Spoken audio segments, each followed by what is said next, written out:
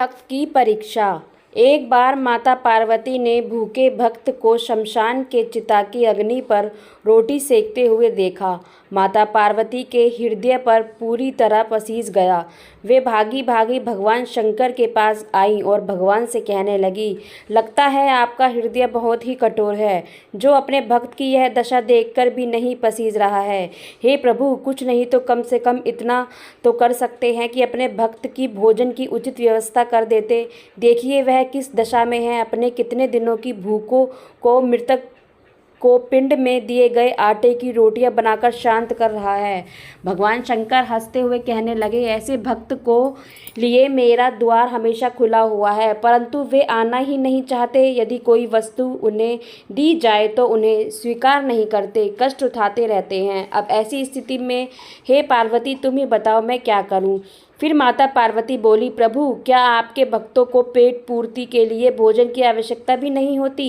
भगवान शंकर बोले, हे प्रिय, परीक्षा लेने की तो तुम आदी हो। यदि विश्वास नहीं है तो स्वयं जाकर पता कर लो, परंतु मेरे भक्त की सावधानी से परीक्षा लेना। भगवान शंकर का आदेश पाते ही माता पार्वती भिखारिन वृद्धा का वेशभूषा बनाकर शिव भक्त के पास पहुंची और बोली, बेटा, मैं कई दिनों से भूखी हूँ, क्या मुझे कुछ खाने को दोगे। भक्त बोला, अवश्य माते, और जो 4 रोटियां बनाई थी उसमें से 2 रोटी उस वृद्ध औरत को दे दिया और बचे 2 रोटी को स्वयं खाने के लिए आसन लगाकर बैठ गया। वृद्धा बोली, बेटा, इन 2 रोटियों से कैसे काम चलेगा।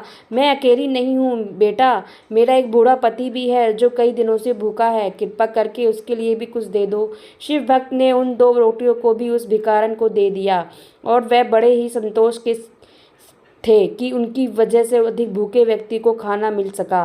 भक्त ने अपने कमंडल से जल पिया और आत्मसंतोष के साथ वहां से जाने लगे। वृद्ध भिखारन बोली, वत्स, तुम कहाँ जा रहे हो। भक्त ने पीछे मुड़कर देखा। माता पार्वती अपने वास्तव रूप में आई और भक्त से बोली कि मैं तुमसे बहुत प्रसन्न हूँ, तुम्हें जो वरदान चाहिए वो मांग लो।